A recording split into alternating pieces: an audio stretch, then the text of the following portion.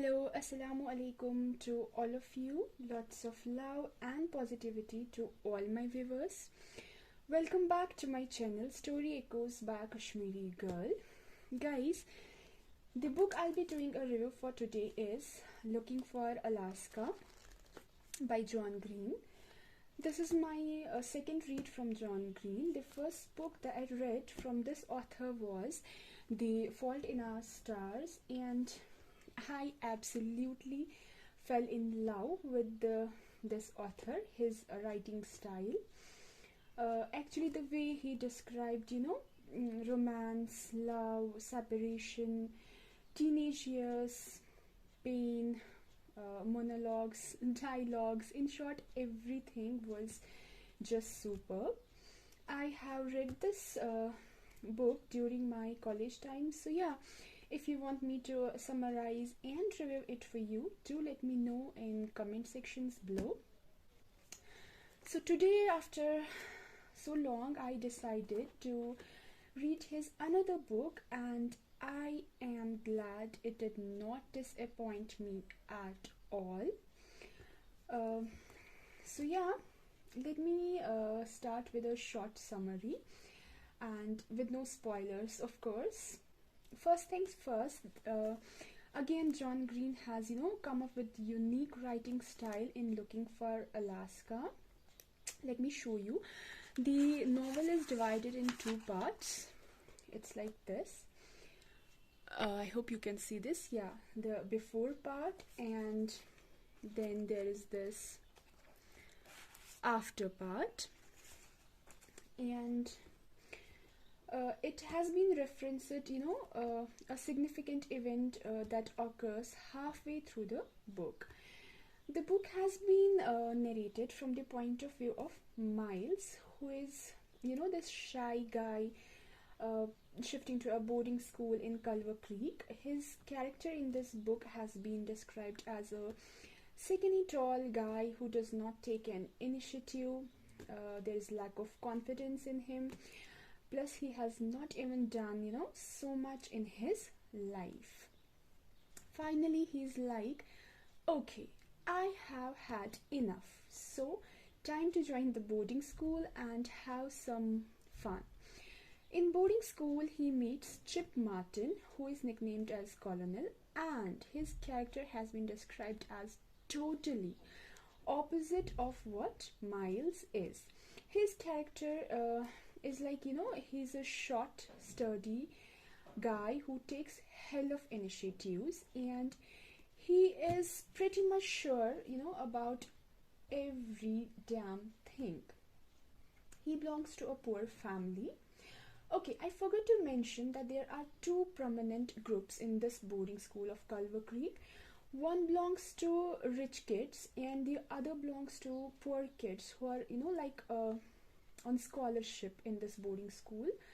So there's this constant fight, leg pulling, pranks in these two groups. They are never on the same page. So Chip has this group of friends, Alaska, Lara, and Takumi. This is just a perfect and incredible spicy group of friends. Lara has this funny accent. Alaska is, oh my god, she's vulnerable. She is feminist, confident, lively, and some readers may look up to her as selfish. But yeah, she is what she is, and she is so sure of everything. Miles, being the opposite one, still manages to fit in this group somehow. So the first part, or the before wala part of this book, is all about Miles and his journey, how he navigates the complexities of friendship, love, adolescence at Culver Creek. He becomes deeply involved in pranks and mischief with his new friends, particularly Alaska, who introduce him to new experiences and philosophies of life. As the journey continues, Miles is in a relationship with Lara. Alaska is in a relationship with Jake. But Miles actually falls for Alaska because she's his idea of living life. He just wants her desperately. Okay, despite the fact Alaska has flaws, she's not perfect. No one is. She has her own struggles. Most importantly, she already has a boyfriend. Miles gives a damn about everything and is still hoping that somewhere, someday he has a chance with her. The first part is just beautiful, where this group goes for crazy adventures together. They enjoy life, do the crazy stuff and pranks and so on. Meanwhile, one night when this group is celebrating the success of some prank they had pulled on the rich group, they play truth and dare, where Alaska dares herself to kiss Miles. Okay, now that's some oops moment because she already has a boyfriend and yet she does all of this with Miles. And Miles, on the other hand, is just happy. He feels like top of the heaven, but is still confused because he was not sure whether Alaska likes him or not, because she's a type of a girl who used to be in casual relationships like that. And also Alaska said to him, the last sentence of her was to be continued, and this sentence is just full of mixed signals, I must say. In the after section, the narrative shifts dramatically following a tragic event that shatters the lives of Miles and his friends. Because the next very morning, after this party, whole Culver Creek is just devastated by the news that Alaska is dead. Yes, Alaska is dead. Miles is, he's just in trauma. His head is full of assumptions. There are n assumptions, there are n things going on in his mind, like whether Alaska has done the suicide because of the guilt. She was already in a relationship with Jack, and still she did that stuff with Miles.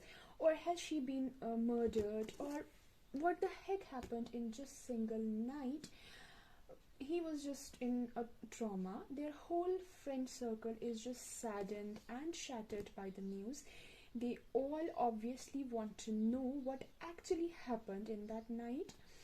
Miles is just not able to come to the terms with the fact that she's already gone. He keeps on thinking about the fact that she said to me to be continued. Actually, Miles has always been, obsessed with the last words of dying people. So yeah, here it was the talk of her friend. Here we are talking about her friend, about her crush, I can say. So he's just traumatized. He wants the answers. And the second part of the novel, it explores themes of grief, guilt, and the search for the meaning in the face of loss. Miles just grapples with his feelings for Alaska and the unanswered questions surrounding her death, ultimately seeking closure and understanding. So yeah guys, if you want to know what actually happened to Alaska, was it a natural death, a biological death, or a murder, go and grab this masterpiece. You will absolutely love this book, and I totally recommend it to my mature audience. The writing is simple, the book is not that dense, and it can definitely be finished in 1 or 2 days. And yeah, time for my POV regarding the book. Guys, throughout the novel, John Green has almost highlighted all the emotions of human being, be it the emotion of love, pain, struggle, happiness, sadness, regret, guilt, grief, and whatnot. Looking for Alaska is a very poignant and thought-provoking novel. This book is definitely gonna, touch you so deeply. It deals with the universal happy emotions and relationships and the gray areas in between.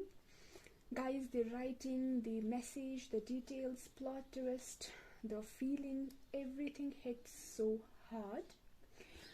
Time to read this book. I'll give it 4.5 out of 5. Even though I loved the book, I have deducted 0.5 only because the death mystery of Alaska took some more time to unravel than it should have. And the most beautiful part, loved by me, was that there are so many mesmerizing lines in this novel. Because time is running short, I'll be reading a very few for you. At some point, you just pull off the band-aid and it hurts. But then, it's over and you're relieved. Oh my god. She's cute, I thought. But you don't need to like a girl who treats you like you are 10. You have already got a mom. Okay. I mean, it's stupid to miss someone you didn't even get along with. But I don't know. It was nice, having someone you could always fight with. Fighting is nice. You all smoke to enjoy it. I smoke to die.